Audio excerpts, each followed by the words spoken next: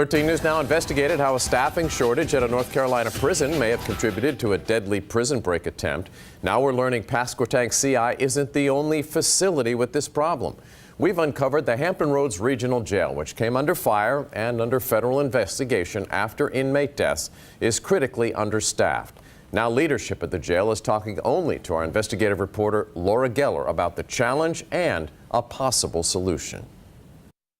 The Hampton Roads Regional Jail takes people facing charges from 5 cities in our area. On any given day, it houses about 1,100 inmates. We've learned the staffing shortage is so severe, there are times when a single officer is supervising 120 inmates in a housing unit. That's nearly double what national guidelines recommend.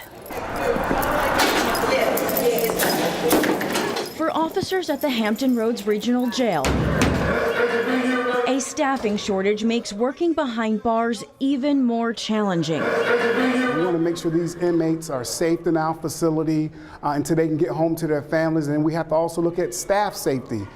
There's strength in numbers. Chief of Security Captain Thurman Barnes explains he's lost officers through attrition, retirements, and resignations. It's a very dire situation that we get more staffing here. The shortage is especially difficult here because of one of the facility's main priorities. They need enough officers to be able to give medical services to the inmates. Hampton Roads Regional Jail holds some of the area's most sensitive inmates, ones who need acute medical care or mental health services. It's putting patient care at risk. Health Services Administrator April Green says this type of inmate population makes the officers' jobs even more demanding. They have to have a higher level of vigilance to determine if someone is going into cardiac arrest, if someone is having a seizure, if someone is beginning to have self-injurious behavior. Last year, officers had to take almost 350 inmates to the emergency room.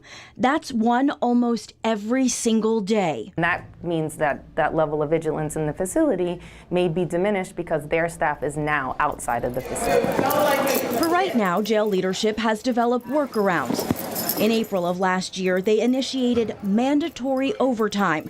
Officers are now working several more days a week and on the weekends. The mandatory overtime was not an option for us to make sure we have a safe facility. But it is not a long-term fix financially to regularly pay people time and a half. We've uncovered the jail pays about $70,000 a month in overtime alone. It's more expensive to supplement with overtime. It's also not a sustainable solution. It does take a toll on the staff because of the fatigue factor, and it takes a toll on the morale. To actually fix this issue, jail leaders hope the General Assembly will approve this state budget amendment to increase staffing at the facility. It will be proposed in just a few days as the session begins and lawmakers work on the budget. The addendum asks for about $2.4 million for the next fiscal year to fund about 80 additional officer and medical positions at the facility.